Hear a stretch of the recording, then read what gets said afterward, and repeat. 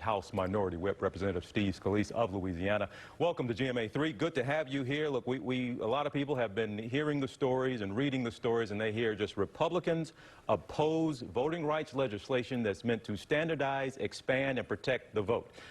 Maybe they don't get into the weeds of it and hear the why. So I'm going to give you an opportunity as someone who did oppose these two pieces when they were in the House. Why do you oppose these voting rights bills? Well, thanks, TJ. It's great to be with you. And if you look at the bill, first of all, President Biden has said many inaccurate things about this bill. Washington Post has given him 4 Pinocchios multiple times for his speeches about it. We're fighting for the right for every person who's legally able to vote to be able to vote once. And when you look at this bill, one of the things they do is they get rid of picture ID. They ban states. Most states, by the way, require picture ID to vote. They ban that. Today, you can't even get into a restaurant in D.C. without a picture ID and a vaccination card, yet they want to ban it for voting. They also put billions of taxpayer dollars into campaign accounts of elected officials and candidates for Congress. Chuck Schumer, under this bill, will get $44 million of taxpayer money in his campaign account. You don't hear him bragging about that, by the way, when they talk about this bill. Those are the kind of things they do. They also make it harder for states to clean up their rolls and remove dead people from the rolls. Every year, as we know, people die, people move from place to place, and yet they make it very hard to clean up those rolls. So fighting for the integrity of the vote, making sure that everybody who's legally eligible to vote can cast one vote, that is what we as Republicans are fighting for.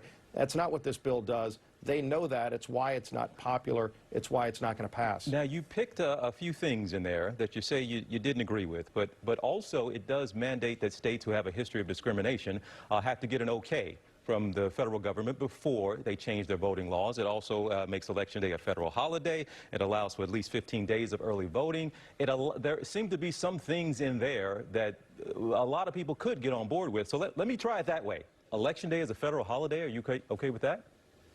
No, look, we've had no problems with people voting who want to vote. That's why early voting's become more popular. It's widespread. Obviously, each state handles it differently, but the ability for people to vote on Election Day, there are a lot of people that still would rather vote on Election Day, but if they can't get out on Election Day, there are many different ways for people to vote early. And so you're seeing states expand the ability for early voting. It's always been something that's, I think, grown in popularity. So, look, we had record turnout in 2020, record turnout. So people that want to vote have the ability to vote. Where we should be focusing on is those people that still don't vote, who are legally eligible to vote, and for various reasons they choose not to vote. We ought to be trying to get them involved in the political process, too. What about same-day voter registration and a minimum of 15 days for early voting? You okay with those two? Same-day voter registration is a recipe for voter fraud, and if you look at some of the states where they do it, I mean, think of the idea where in this bill, again, they ban picture ID, and then if they mandate same-day voter registration, somebody could show up at every precinct in a state claiming to be, you pick a name, Mickey Mouse, and if they show up and they say that, first of all, the state would be banned by law from asking for a picture ID, and they'd have to give them a ballot. I don't think that's something that's going to encourage the integrity of the vote. It's ripe for voter fraud. And again, you've been asked this question plenty, and you've gone back, we can go back a year, but still, you don't think anything happened fraudulently that changed the results and the outcome of the 2020 election, yes? Again, and I've talked about this, as you noted, a number of times. I mean, Joe Biden's the president of the United States. We know that. We see how dismal the economy is. But there were states that didn't follow the laws and the procedures that were laid out in their state law. That is what the U.S. Constitution requires. The Constitution was very specific about that. What we should be trying to do is clean up those problems and really try to focus on restoring the integrity and trust that people have. We've seen a distrust in election systems. Why don't we go focus on those problems that people have expressed, that have laid out? And this was the last thing here, Congressman Scalise. I didn't want to, we could go round and round and round, and I didn't want to do that, but you talked about restoring people's trust and faith in our elections.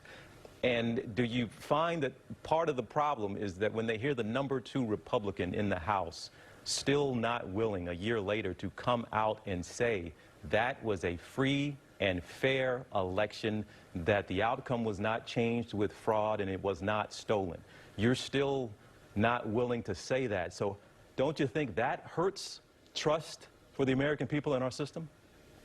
Well, again, if we ignore the problems that people have expressed, I mean, people saw that it took days and days to get results in some states, that they didn't follow the laws on their books. That's what got people very angry about the process. That's where we should be trying to clean that up, fix it so that it doesn't happen again.